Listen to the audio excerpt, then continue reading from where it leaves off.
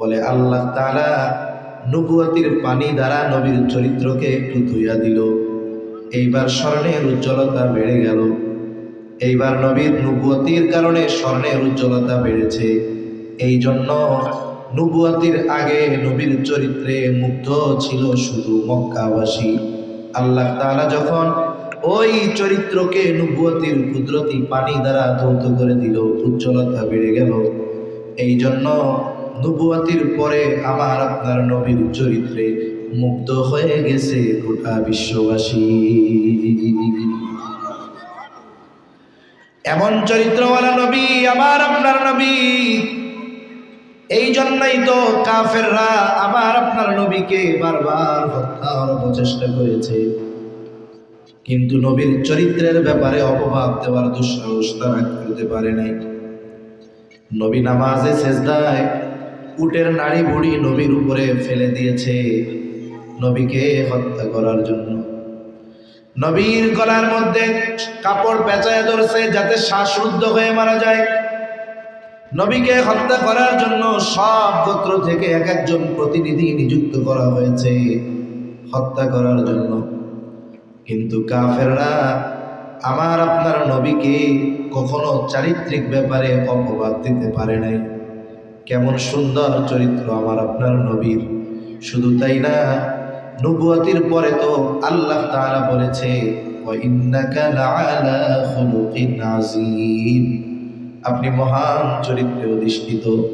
কিন্তু নবুয়তির আগে কাফেররা আমার আপনার নবীজির চরিত্রে মুগ্ধ হয়ে নবীজির উপাধি দিয়েছে as-সাদিক আল-আমিন, আমার আপনার সত্যবাদী। নবীর চরিত্রের উপাধি কাফেররা দিয়েছে নবুয়তির আগে। তারা জানে যে নবীর চরিত্র কেমন, মুহাম্মাদের চরিত্র কেমন। নবীজির সত্যবাদিতার সত্যায়ন কাফেররা বারবার করেছে। নবীজি তার থেকে মানুষদেরকে ঠেকানোর জন্য কাফেররা নবীর ব্যাপারে সাধারণত 4টা শব্দ ব্যবহার করত। কয়টা শব্দ? তবে এই 4টি শব্দ কোনো মানুষের চারিত্রিক ত্রুটির কারণ হতে পারে না। নবীজি নবুয়ত প্রাপ্ত হলেন 40 বছর বয়সে। 3 বছর গোপনে দাওয়াত দিয়েছেন। 3 বছর গোপনে দাওয়াত দেওয়ার পর আল্লাহ তাআলা ওহী নাযিল করেন ওয়া আনযির আশীরাতাকাল আকরাবিন। এখন আর গোপনে দাওয়াত হবে না, এখন প্রকাশ্যে দাওয়াত দেন। নবীজিকে আল্লাহ তাআলা দাওয়াত দিতে বললেন প্রকাশ্য। পাড়া প্রতিবেশী, আত্মীয় স্বজন, বন্ধু বান্ধব তাদেরকে প্রকাশ্যে দাওয়াত দেন। নবীজি একত্রে সবার কাছে দাওয়াত পৌঁছানোর ব্যাপারে চিন্তা করলেন কিভাবে পৌঁছানো যায়। এখন তো আধুনিক জামানা, মোবাইল আছে, ফেসবুক আছে। কেউ যদি চায় সে ফেসবুকের মধ্যে, ইমানের পরে সবচেয়ে গুরুত্বপূর্ণ ইবাদত হলো নামাজ। কি জোরে বলেন? নামাজ। নামাজের যখন সময় হয় কি দেওয়া হয়? বলে আজান দেওয়া হয়। কি দেওয়া হয়? আজান দেওয়া হয়। বলেন তো আজানের মধ্যে আল্লাহ তাআলার সাথে সাথে আমার আপনার নবীর কথা আছে না নাই? আশহাদু আল্লা ইলাহা ইল্লাল্লাহ আছে, আশহাদু আন্না মুহাম্মাদুর রাসূলুল্লাহ আছে। এই আজান চলতে থাকে পৃথিবীতে প্রত্যেক দিন। ইন্দোনেশিয়ার ওইখান থেকে শুরু হয় আজান, ফজরের আজান মুসলিম ভূখণ্ডে। এ আজান চলতে থাকে, ফজরের আজান মুসলিম ভূখণ্ডের আফ্রিকার দেশ মৌরিতানিয়ায় গিয়ে ফজরের আজান শেষ হয়।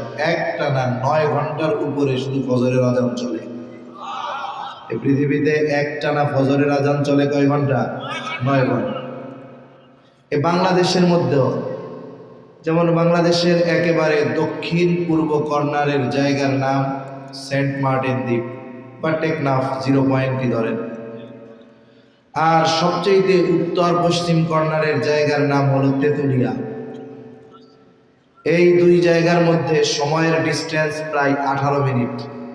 তার মানে সূর্য ওই টেকনাফে যখন উঠে, টেকনাফওয়ালাদের যখন সূর্যোদয় হয় তার 18 মিনিট পরে তেঁতুলিয়াওয়ালারা সূর্য দেখে। তার মানে ফজরের ওয়াক্ত টেকনাফে তেঁতুলিয়ার 18 মিনিট আগে শুরু হয়। এই যে আজান শুরু হলো সেন্ট মার্টিনে, বাংলাদেশের ভূখণ্ডে আজান চলতে চলতে চলতে এই ভূখণ্ডে ফজরের আজান চলতে থাকে কমপক্ষে 18 মিনিট। এইভাবে একেবারে টানা 9 ঘন্টা চলে ফজরের আজান। ইতিমধ্যে আবার জোহরের রক্ত শুরু, আবার শুরু হয় ইন্দোনেশিয়া থেকে নিয়ে জোহরের আজান। বাই রোটেশন একটা মুহূর্ত যায় না যেই মুহূর্তে আল্লাহ তাআলার নামের সাথে আমার আপনার নবীজির নাম উচ্চারিত হয় না। সুবহানাল্লাহ। এখন আজান দিলেন, মসজিদে আসা হলো নামাজের জন্য। নামাজের 15 মিনিট আগে আজান দেয়। এবার যখন নামাজে ইমাম সাহেব দাঁড়াবেন এর আগে কি দেয়? ইকামত দেয়। ইকামত বলেন তো, ইকামতের মধ্যে নবীজির কথা আছে না নাই? আছে। এরপরে নামাজ শুরু করলেন, বলেন তো নামাজের মধ্যে নবীজির কথা আছে না নাই? আছে। নামাজ শেষ করছেন, মনটা একটু ভালো, চিন্তা করছেন আল্লাহর কাছে একটু দোয়া করি। চিন্তা করলেন দুরূদ শরীফ দরকার নাই, এমনি দোয়া করে দিয়েছে। হাদিসের মধ্যে আসছে যেই দোয়ার আগে দুরূদ নেই, ওই দোয়া যত আবেগ বিনয়ের সাথে করা হোক না কেন ওটা ঝুলন্ত থাকে, কবুল করা হয়। রাসূলুল্লাহ সাল্লাল্লাহু আলাইহি ওয়াসাল্লামের আলোচনাকে এজন্য আল্লাহ তাআলা বলেন ওয়ারাফা'না লাকা যিকরাক, আমি আপনার আলোচনাকে সমুন্নত করেছি। এই আলোচনা শুধু আমরা করি তা নয়, আল্লাহ তাআলাও আমার আপনার নবীর আলোচনা ফেরেশতাদের সামনে করতে থাকেন। সুবহানাল্লাহ। আবার দেখেন যেই মজলিসে দুরূদ পড়া হয় না, বড় মজলিস বরকত শূন্য হয়ে যায়। আবার দেখেন নবীজির নাম শুনছে, গোটা জীবনে একবারও নবীর নামে দুরূদ পড়ে নাই, জিবরাইল দোয়া করে ওটা ধ্বংস, নবীজি বলে আমিন, দোয়া কবুল হয়েছে, কোনো সন্দেহ আছে? এজন্য নবীজির শানে বেশি বেশি দুরূদ পাঠ করা দরকার, নবীজির আলোচনা করা দরকার। কারণ নবীজির আলোচনাকে সমুন্নত করেছেন কে? আল্লাহ। যার ব্যাপারে আলোচনা যত বেশি হয় তার ব্যাপারে মানুষের জানা তত বেশি হয়, যার ব্যাপারে জানা তত বেশি হয় বলে তাকে মানা তত সহজ হয়, ঠিক কিনা বলেন? এজন্য নবীজির আলোচনা দরকার। রাসূল আকরাম সাল্লাল্লাহু আলাইহি ওয়াসাল্লামের জীবন সিরাত, এটা মহা সমুদ্রের সাথেও তুলনা দেওয়া যায় না। নবীজির চারিত্রিক সৌন্দর্যের উপমা, গভীরতা, এর উচ্চতা নির্ণয় করা আমাদের দ্বারা সম্ভব নয়। মহাসমুদ্রের সবচাইতে গভীরতম জায়গা, এটা 14,000 মিটারের কাছাকাছি, মানে 14 কিলোমিটারের মতো গভীর।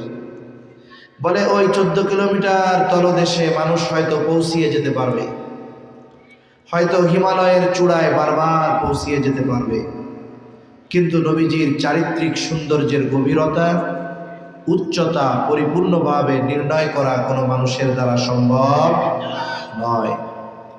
কারণ এই চরিত্রের সত্যায়ন, চারিত্রিক প্রশংসাপত্র দুনিয়ার কোনো মেয়র দেয় নাই, এমপি দেয় নাই, ফার্স্ট ক্লাস গেজেটেড কোনো অফিসার দেয় নাই, কোনো বিচারক দেয় নাই। বলেন তো আমার আপনার নবীজির চারিত্রিক সত্যায়ন যিনি দিয়েছেন তিনি কে? আল্লাহ তাআলা আমার আপনার নবীর চরিত্রের ব্যাপারে বলেন ওয়া ইন্নাকা লাআলা খুলুকিন আযীম, নিশ্চয়ই আপনি মহান চরিত্রে অধিষ্ঠিত। এই চরিত্র কত মহান এটা আমাদের দ্বারা নির্ণয় করা অসম্ভব। এই চরিত্রের সৌন্দর্যের আলোচনা আমরা করি, আমরা বিমোহিত হই, আমরা আনন্দিত হই। অনেকে হয়তো আমরা এই কথাগুলো শুনে নবীজির চরিত্রের আলোকে নিজেদের চরিত্রকে সাজানোর প্রচেষ্টা করি। সম্মানিত উপস্থিতি, মূলত যে আয়াতখানা আমি আপনাদের খেদমতে তিলাওয়াত করেছি, এই আয়াতে আল্লাহ তাআলা আমার আপনার নবীজির চরিত্রকে সার্বজনীন বলে অভিহিত করেছেন, সার্বজনীন বলে ঘোষণা দিয়েছেন নবীজির চরিত্রকে। যেমন সার্বজনীন চরিত্র কেন? বলে নবীজির চরিত্র অনুসরণের দিক দিয়ে সার্বজনীন। যদি কোনো কাফের আমার আপনার নবীজির চরিত্রকে অনুসরণ করে, বলে সে দুনিয়ায় সফল হয়ে যাবে। আর যদি কোনো ইমানদার আমার আপনার নবীর চরিত্রকে পরিপূর্ণ অনুসরণ করে, তাহলে তার দুনিয়া আখেরাত উভয় জাহান সফল হয়ে যাবে। ঠিক কিনা বলেন? আমরা আজকে নবীজির চারিত্রিক সৌন্দর্য বা চারিত্রিক বিষয়ে কিছু কথা বলবো ইনশাআল্লাহ। এখন নবীজির চরিত্র কেমন? অনেকে হয়তো মনে করে যে নবীর চরিত্রের এই সৌন্দর্য মনে হয় নবুয়তির পরে অর্জিত হয়েছে, কিন্তু বিষয়টা এমন নয়। নবীজির চরিত্র নবুয়তির পরেও যেমন, আগেও তেমন। সুবহানাল্লাহ। আল্লাহ তাআলা আমার আপনার নবীজির চরিত্রকে বিশেষ ব্যবস্থাপনায় হেফাজত করেছেন। নবীজি নবুয়তির পরে যত জিনিস শরীয়তে ইসলামে হারাম করা হয়েছে, এক কথায় ইসলামে যত জিনিস নিষিদ্ধ আছে, এই ধরনের কোনো কাজ আমার আপনার নবীর দ্বারা নবুয়তির আগে কখনো সংগঠিত হয় নাই, আল্লাহ হইতে দেন নাই। বরং অনেক জিনিস এমন আছে নবুয়তির পর পর হারাম হয় নাই, অনেক পরে হারাম হয়েছে। যেমন মদ পান, এটা নবুয়তির পর পর হারাম হয় নাই, নবুয়তির অনেক পরে হারাম হয়েছে। 4 ধাপে আল্লাহ তাআলা মদকে পরিপূর্ণ নিষিদ্ধ করেছেন, হারাম করেছেন। নবুয়তির পরেও সাহাবায়ে কেরাম মদ পান করতেন। কেন? বলে তখন তো হারাম হয় নাই, এই জন্য করতেন। তখনও মদ খাওয়া বৈধ ছিল, কিন্তু নবীজির দুশ্মন এ কথাও বলতে পারবে না, নবীজির দুশ্মনও এই কথা বলতে পারবে না যে নবীজি নবুয়তির পরে যখন মদ হারাম হয় নাই তখন মদ পান করেছেন। এটা নবীর দুশ্মনও বলতে পারবে না। আরে নবুয়তির পরে তো বহুদূর। আমার আপনার নবী নবুয়তির আগেও কোনোদিন মদ পান করেন নাই। সুবহানাল্লাহ। আল্লাহ তাআলা শরীয়তে যা হারাম, কোনো কাজ নবীর দ্বারা সংগঠিত হতে দেন নাই। এর কারণ কি? কারণ হলো নবুয়তির আগে যদি নবী এমন কোনো কাজ করেন আর নবুয়তির পরে যদি ওই বিষয়টাকে হারাম করা হয়, কাফেররা হয়তো বলবে তুমিও তো কিছুদিন আগে এগুলো করছিলা। এই কথাটাও যেন আমার আপনার নবীকে কাফেররা না বলতে পারে, এজন্য আল্লাহ তাআলা নবীর চরিত্রকে নবুয়তির আগেও হেফাজত করেছেন। সুবহানাল্লাহ। কেমন ভাবে হেফাজত করেছেন? একটা ছোট্ট ঘটনা আপনাদের শোনাই। কষ্ট হইতেছে নাকি আপনাদের? সজাগ আছেন তো? তাকবীর দেন, নারায়ে তাকবীর, নারায়ে তাকবীর। মাশাআল্লাহ। নবীজি বলেন, আমি তখন বালক, বয়স 10-11 বছর বয়স হবে। মক্কার মধ্যে একটা বড় বিবাহ অনুষ্ঠান। ওই বিবাহ অনুষ্ঠানের মূল আকর্ষণ হলো রাতের বেলা খাবার দাবারের পরে সারা রাত ব্যাপী নাচ গানের অনুষ্ঠান হবে। মক্কার সব মানুষের দাওয়াত, সবাই গেছে দাওয়াত খাইতে। খাবার দাবারের পরে সবাই অপেক্ষা করতেছে কখন শুরু হবে সেই আকাঙ্ক্ষিত অনুষ্ঠান, নাচ গানের অনুষ্ঠান কখন শুরু হবে। সেই নাচ গানের অনুষ্ঠান কখন শুরু হবে সবাই অপেক্ষমান, সবাই অপেক্ষা করতেছে। হঠাৎ করে একজন ঘোষণাকারী ঘোষণা দিচ্ছে, এই তোমরা সবাই অমুক জায়গায় একত্রিত হও, ওইখানে নাচ গানের অনুষ্ঠান হবে। সবাই দলে দলে দৌড় শুরু করছে, কারণ আগে গেলে আগে বসা যাবে, সুন্দর মতো দেখা যাবে। এটা তো আর ওয়াজ মাহফিল না। অনেক জায়গায় বক্তা 15 বার শ্রোতাদের বলে, মেহরবানি করে একটু আগায় বসেন, সামনের ফাঁকা জায়গা পূরণ করে বসেন। দেখা যায় কি 10-15 বার বলার পরেও পেছন থেকে লোকজন 1 ইঞ্চিও নড়ে না। আছে না নাই গণ? আছে। এখানে একটা বিষয় শিক্ষণীয়, যেই হুজুর বয়ান করবেন সেই হুজুরের কথায় যদি মানুষ পেছন থেকে 3 হাত সামনে আইসা না বসে, ওই হুজুর যদি ওয়াজ করে সুদ খেও না, ওই হুজুর যদি ওয়াজ করে ঘুষ খেও না, ওই হুজুর যদি ওয়াজ করে বেপরদায় চইল না। যারা 1 হাত সামনে আগায় বসে না, ওরা হুজুরের কথায় সুদ ছেড়ে দিবে এত সহজ? ঘুষ ছেড়ে দিবে এত সহজ?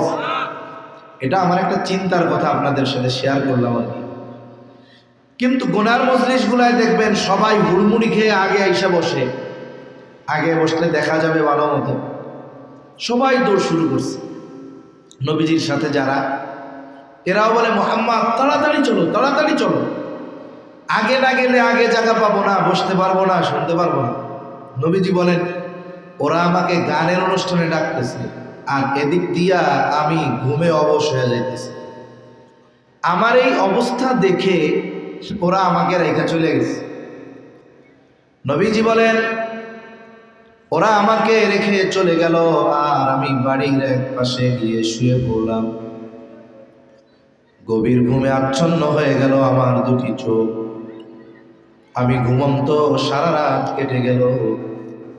পরের দিন সকালবেলা সূর্য উদয় হয়েছে, আমার ঘুম ভাঙে না। যখন সূর্যের আলো আমার চোখের উপরে পড়েছে, ঘুম ভেঙে গেল। আমি উঠে দেখলাম কোথাও কেউ নাই, কোনো আওয়াজ নাই, কিচ্ছু নাই। গত রাতে এই বাড়িতে কি হয়েছে, আমি সারা রাত ঘুমন্ত কাটিয়েছি, এই বাড়িতে যা হয়েছে তার কোনো আওয়াজ পর্যন্ত আমার কানে পৌঁছায় না। আল্লাহ তাআলা নবীজিকে এমন ভাবে হেফাজত করেছেন, যদিও হয়তোবা ওই গানের অনুষ্ঠানে উনি অংশগ্রহণ করতেন, আবার যখন নবুয়তের পরে বলতেন বাদ্যযন্ত্র হারাম, এই ধরনের বেগানা নারীরা নাচবে দেখা হারাম, তখন হয়তো তারা বলতো ও মুহাম্মদ তুমিও তো এক সময় নাচ গানের অনুষ্ঠানে শামিল ছিলা। এই জন্য আল্লাহ তাআলা আমার আপনার নবীর দ্বারা এমন কাজ সংগঠিত হতে দেন নাই যেগুলোকে ইসলামে হারাম করা হয়েছে। এমন কোন কাজ আল্লাহ তাআলা নবুয়তের আগে আমার আপনার নবীর দ্বারা সংগঠিত হতে দেন না। এজন্য আমার আপনার নবীর চরিত্র নবুয়তের আগেও যেমন পরেও তেমন।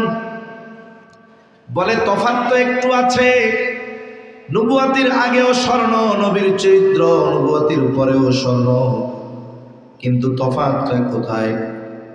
উদাহরণটা খেয়াল দিয়ে শুনলে বোঝা সহজ হবে। মনে করেন আপনাদের অঞ্চলের মানুষ অনেকে প্রবাসে থাকে, বিদেশে থাকে। একজন বিদেশ থেকে দেশে আসার সময় একটা স্বর্ণের বার আনছে, বিস্কিট এনেছে। 10 বছর আগে স্বর্ণের বারটা এনেছিল, সযত্নে আলমারির মধ্যে লুকায় রাখছে। বলেন তো 10 বছর পর ওই স্বর্ণটা যদি বাহির করে, 10 বছর আগে কেনার সময় যেমন উজ্জ্বল ছিল, 10 বছর পর ওই স্বর্ণের উজ্জ্বলতা ওই রকম থাকবে নাকি?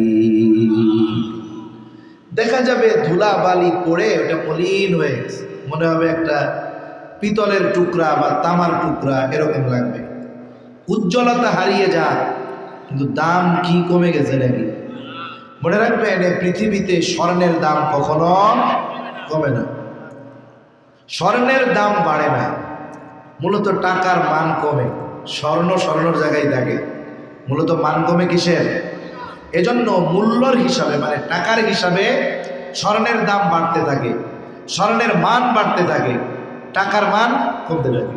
যেমন মনে করেন 20 বছর আগে আপনি একজনকে 20,000 টাকা দিয়েছিলেন ধার, কয় টাকা? 20 বছর পরে ও আপনারে কয় টাকা ফেরত দিবে? কিন্তু 20 বছর আগে 20,000 টাকা দিয়ে আপনি 1.5 ভরি স্বর্ণ কিনতে পারবেন। আর এখন 20,000 টাকা দিয়ে 2 আনা পাওয়া যাবে, 2 আনা এরকম পাওয়া যেতে পারে, 22 ক্যারেটের মনে হয় 2 আনা বা 4 আনা পাওয়া যাবে, 4 আনা পাওয়া যাবে না, 2 আনা পাওয়া যাবে। তাহলে চিন্তা করছেন টাকার মান কোথায় গিয়ে ঠেকছে? স্বর্ণের উপরে ময়লা পড়ে যাক, উজ্জ্বলতা হারাক, কিন্তু স্বর্ণের দাম কমে না। আপনি বাজারে গিয়ে স্বর্ণকারের কাছে গিয়ে একটু অ্যাসিড পানির মধ্যে একটা চুবনি দিবে, একটু ডলা মশা দিয়ে দিবে, আবার আগের মতো উজ্জ্বলতা ফিরে পাবে, ঠিক কিনা গণ? নবুয়তের আগের চরিত্র হলো স্বর্ণ, বলে এটার উজ্জ্বলতা কম কিন্তু দাম কম নয়। নবুয়তের পরের চরিত্র কেমন? বলে স্বর্ণকারের কাছে গিয়া স্বর্ণ যখন অ্যাসিডের মধ্যে চুবনি দেওয়া হয়, উজ্জ্বলতা বেড়ে যায়, বলে আল্লাহ তাআলা নবুয়তির পানি দ্বারা নবীর চরিত্রকে একটু ধুইয়া দিল। এইবার স্বর্ণের উজ্জ্বলতা বেড়ে গেল। এইবার নবীর নবুয়তির কারণে স্বর্ণের উজ্জ্বলতা বেড়েছে। এই জন্য নবুয়তির আগে নবীর চরিত্রে মুগ্ধ ছিল শুধু মক্কাবাসী। আল্লাহ তাআলা যখন ওই চরিত্রকে নবুয়তির কুদরতি পানি দ্বারা ধৌত করে দিল, উজ্জ্বলতা বেড়ে গেল। এই জন্য নবুয়তির পরে আমার আপনার নবীর চরিত্রে মুগ্ধ হয়ে গেছে গোটা বিশ্ববাসী। এমন চরিত্রওয়ালা নবী আমার আপনার নবী। এই জন্যই তো কাফেররা আমার আপনার নবীকে বারবার হত্যার প্রচেষ্টা করেছে, কিন্তু নবীর চরিত্রের ব্যাপারে অপবাদ দেওয়ার দুঃসাহস তারা করতে পারে নাই। নবী নামাজে সেজদায় উটের নাড়ি বুড়ি নবীর উপরে ফেলে দিয়েছে নবীকে হত্যা করার জন্য। নবীর গলার মধ্যে কাপড় পেঁচায় ধরছে যাতে শ্বাসরুদ্ধ হয়ে মারা যায়। নবীকে হত্যা করার জন্য সব গোত্র থেকে এক একজন প্রতিনিধি নিযুক্ত করা হয়েছে হত্যা করার জন্য। কিন্তু কাফেররা আমার আপনার নবীকে কখনো চারিত্রিক ব্যাপারে অপবাদ দিতে পারে নাই। কেমন সুন্দর চরিত্র আমার আপনার নবীর। শুধু তাই না, নবুয়তির পরে তো আল্লাহ তাআলা বলেছে ওয়া ইন্নাকা লাআলা খুলুকিন আযীম, আপনি মহান চরিত্রে অধিষ্ঠিত। কিন্তু নবুয়তির আগে কাফেররা আমার আপনার নবীজির চরিত্রে মুগ্ধ হয়ে নবীজির উপাধি দিয়েছে as-সাদিক আল-আমিন। আমার আপনার সত্যবাদী নবীর চরিত্রের উপাধি কাফেররা দিয়েছে নবুয়তির আগে। তারা জানে যে নবীর চরিত্র কেমন, মুহাম্মাদের চরিত্র কেমন। নবীজির সত্যবাদিতার সত্যায়ন কাফেররা বারবার করেছে। নবীজি তার থেকে মানুষদেরকে ঠেকানোর জন্য কাফেররা নবীর ব্যাপারে সাধারণত 4টা শব্দ ব্যবহার করত। কয়টা শব্দ? তবে এই 4টি শব্দ কোনো মানুষের চারিত্রিক ত্রুটির কারণ হতে পারে না। নবীজি নবুয়ত প্রাপ্ত হলেন 40 বছর বয়সে। 3 বছর গোপনে দাওয়াত দিয়েছেন। 3 বছর গোপনে দাওয়াত দেওয়ার পর আল্লাহ তাআলা ওহী নাযিল করেন ওয়া আনযির আশীরাতাকাল আকরাবিন। এখন আর গোপনে দাওয়াত হবে না, এখন প্রকাশ্যে দাওয়াত দেন। নবীজিকে আল্লাহ তাআলা দাওয়াত দিতে বললেন প্রকাশ্য। পাড়া প্রতিবেশী আত্মীয় স্বজন বন্ধু বান্ধব তাদেরকে প্রকাশ্যে দাওয়াত দেন। নবীজি একত্রে সবার কাছে দাওয়াত পৌঁছানোর ব্যাপারে চিন্তা করলেন কিভাবে পৌঁছানো যায়। এখন তো আধুনিক জামানা, মোবাইল আছে, ফেসবুক আছে। কেউ যদি চায় সে ফেসবুকের মধ্যে যদি কোনো পোস্ট দিয়া দেয়, তার যত বন্ধু আছে মুহূর্তের ভিতরে তার ওই পোস্টের মাধ্যমে তার খবর জানতে পারে কি পারে না। ওই সময় তো এই সিস্টেম নাই, কিন্তু ওই সময় একটা মক্কায় সিস্টেম ছিল। মক্কায় একটা পাহাড় আছে, এই পাহাড়ের নাম হলো আবু কুবাইস পাহাড়। কি পাহাড় বলেন? আবু কুবাইস পাহাড়। এই পাহাড়ের একটা তাৎপর্য ছিল মক্কার মানুষের কাছে। এই পাহাড়ে উঠে যদি কোনো মানুষ মক্কাবাসীর কাছে সাহায্য চাইতো, আহ্বান করতো, ডাকতো, হোক সেই ব্যক্তি আরবি কিংবা অনারবি, ধনী কিংবা গরিব, শিক্ষিত কিংবা অশিক্ষিত, ব্যক্তি যেই হোক না কেন, ওই পাহাড়ে উঠে যদি কেউ মক্কাবাসীকে আহ্বান করতো, সাহায্য চাইতো, মক্কাবাসী ব্যক্তির দিকে খেয়াল না করে ওই পাহাড়ের তাৎপর্যকে সামনে রেখে তারা ওই মানুষের জন্য সাহায্য করার জন্য তারা ছুটে চলে আসতো। যেই ডাকুক চলে আসতো, ব্যক্তি দেখতো না, ওই পাহাড়ের উপর থেকে যেই ডাকতো তার ডাকে তারা আসতো। আজকে ওই পাহাড়ের উপরে উঠে গেছেন আমার আপনার নবী মুহাম্মদ সাল্লাল্লাহু আলাইহি ওয়াসাল্লাম। আর এক বর্ণনায় আসছে নবীজি সাফা পাহাড়ের উপরে উঠেছেন, কথা একই, কারণ সাফা পাহাড়টাও আবু কুবাইস পাহাড়ের একটা অংশ। নবীজি সাফা পাহাড়ের উপরে উঠলেন বা আবু কুবাইস পাহাড়ে উঠলেন, মক্কাবাসীকে আহ্বান করলেন, ডাক দিলেন। সাধারণ একজন মানুষ যেখানে ডাক দিলে সবাই ছুটে আসে, আজকে মক্কাবাসীকে ডাকতেছে আল আমিন। দলে দলে সবাই ছুটে আসছে, বুড়া নাই বুড়া নাই, দুগ্ধপোষ্য শিশুকে, দুধের শিশুকে মা কোলে নিয়ে পাহাড়ের পাদদেশে হাজির। আল আমিন আমাদের ডেকেছে, জিজ্ঞাসা করে, ও মুহাম্মদ, কেন তুমি আমাদেরকে একত্রিত করেছো? কেন তুমি আমাদেরকে জমা করেছো? নবীজি এবার তাদেরকে বলতেছে, আমি যদি তোমাদের এই খবর দেই, এই পাহাড়ের পেছন দিকে পাদদেশে একদল সশস্ত্র সৈন্য তোমাদের উপরে আক্রমণ করার প্রস্তুতি নিচ্ছে, আকুনতুম মুসাদ্দিকিয়া, তোমরা কি আমার এই কথা বিশ্বাস করবা নাকি? নবীজি উপস্থিত সকলের দিকে প্রশ্ন ছুড়ে দিলেন। উপস্থিত সকলে সমস্বরে বলল, মুহাম্মদ, কেন বিশ্বাস করব না? কারণ ইতিপূর্বে আমরা তোমাকে সত্যবাদী পেয়েছি, তুমি ইতিপূর্বে কখনো আমাদের সাথে মিথ্যা কথা বলো না। তো আসতে কইলেন, আরো জোরে বলেন। চিন্তা করেন তো, একটা মানুষ যাদের সাথে হায়াতের 43 বছর কাটিয়েছে, তারা বলতেছে তুমি গোটা হায়াতে একটা মিথ্যা কথা কও নাই।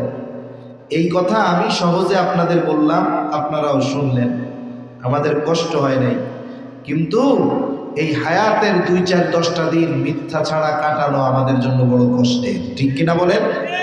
সোজা না হোক, ঘুরায়া ফিরা হইল মিথ্যা কথা আমাদের কইতে হয়। আবার কতজন আছে যে এক মিথ্যা বলতে বলতে অবস্থা এমন, এটা সত্য কথা মুখ দিয়ে বের হয় না, ঠিক কিনা বলেন? এরকম মানুষের অভাব নাই সমাজে, অনেক।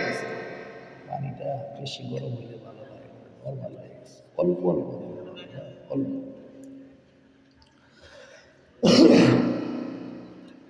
নবীজি সবার কাছে দাওয়াত পৌঁছায় দিলেন, তাওহীদের দাওয়াত, রিসালাতের দাওয়াত। এতকাল যেই দাওয়াত নবীজি গোপনে দিচ্ছিলেন, আজকে থেকে প্রকাশ্যে দেওয়া শুরু হয়ে গেল। কাফেরদের বিরোধিতাও শুরু হয়ে গেল। ওই জাহেলিয়াতের সময় তখনও মক্কার মধ্যে প্রতি বছর হজ সংগঠিত হইত। পৃথিবীর বিভিন্ন প্রান্ত থেকে মানুষেরা মক্কায় আসতো জিয়ারত করার জন্য, বাইতুল্লাহ তওয়াফ করার জন্য। কাফেররা চিন্তা করতেছে, মুহাম্মদ তো নতুন আর এক ধর্ম নিয়ে আসছে, এখন যেই মানুষগুলো মক্কায় হজের মৌসুমে আসবে, মুহাম্মদ যদি তাদেরকে দাওয়াত দিয়া তার দলে ভিড়ায় নেয়, তাইলে তো অবস্থা খারাপ, তার দলে লোকের সংখ্যা বেড়ে যাবে, কি করা যায়? বলে মানুষদেরকে মুহাম্মাদের থেকে ঠেকায় রাখতে হবে। এই জন্য তারা প্ল্যান করলো যে মক্কা প্রবেশের যতগুলো রাস্তা আছে, প্রত্যেক রাস্তার মুখে এক একজন লোক দাঁড় করিয়ে দিবে। ওই পথে যারা মক্কায় ঢুকবে, মুহাম্মাদের ব্যাপারে তাদেরকে সতর্ক করা হবে। এবার আপনাদের একটা জিনিস জিজ্ঞাসা করি, বলেন তো, মানুষদেরকে নবীর থেকে ঠেকিয়ে রাখার জন্য কাফেররা নবীর ব্যাপারে কয়টা শব্দ ব্যবহার করত? কয়টা? এই যে বুলাবান 2-4 জন, আর কেউ খবর নাই। তাইলে এত কথা কম মনে রাখবেন কেমনে? কয়টা শব্দ ব্যবহার করতো? সবাই জোরে কর, আরো জোরে বলেন, কয়টা? 4টা। এখন ওই প্ল্যান হয়েছে যে মক্কা প্রবেশের রাস্তার মুখে দাঁড় করায় দেওয়া হবে এক একদল লোক। উত্তর দিকের প্রবেশে রাস্তার মুখে একদল লোক দাঁড় করায় দেওয়া হলো।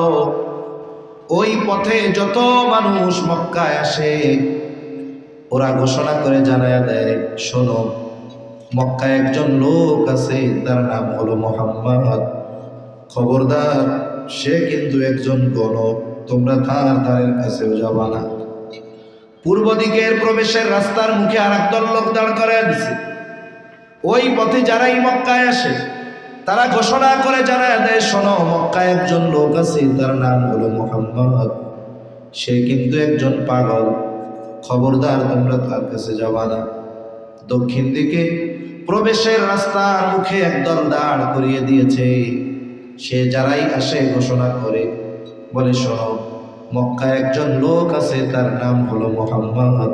সে কিন্তু একজন কবি, খবরদার তোমরা তার দ্বারের কাছে যাবা না। পশ্চিম দিক দিয়া প্রবেশের রাস্তার মুখে একদলকে দাঁড় করে দিছে।